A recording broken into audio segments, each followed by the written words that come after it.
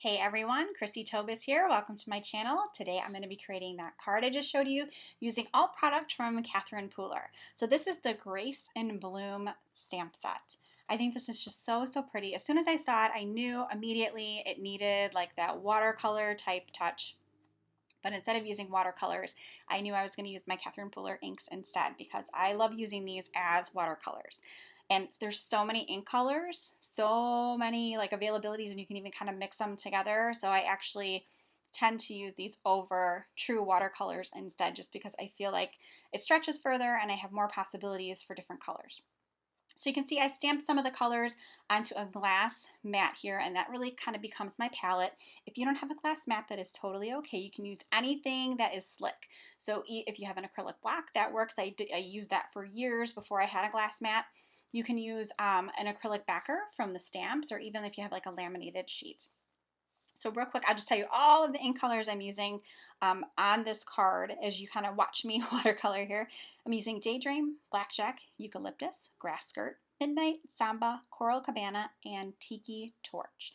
And I should mention that that was actually stamped in Blackjack. I intentionally did not stamp it in Midnight or another dark color because I just kind of felt like with the watercolor, let's soften it a little bit. I did not want no line watercoloring, but I also didn't want it to be real harsh and in your face with that black ink. Sometimes I like it. Just for this card, I just wanted it to be a little bit softer.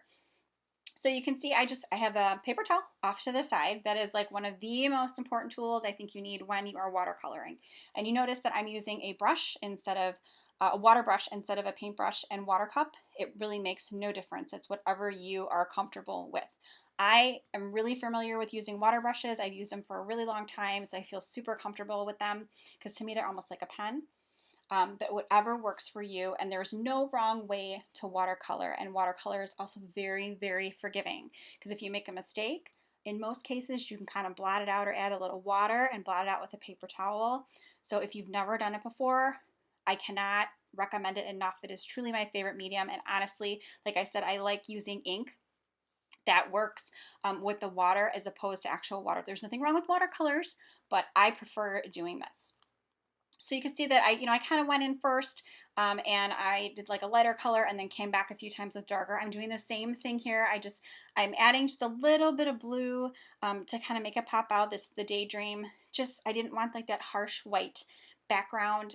So I just kind of softened it up just in the areas that would kind of be like around the flower, maybe little shadows, stuff like that. So I came in really light and then just added dark where it was needed, let it dry here, and then came back in with just a real little bit of the color. I didn't want anything to be, like I said, harsh or in your face. It's just kind of there. So after that was 100% dry, make sure this is completely dry. You do not want to stamp whatsoever if your paper is still wet at all. So then I came in with the Midnight, and I'm stamping. It's from the same Grace and Bloom stamp set, and it says, "Can't thank you enough." It seems like I never have enough thank you cards, so whenever I have the opportunity to make them, I go for it because it seems like I go through them really quick.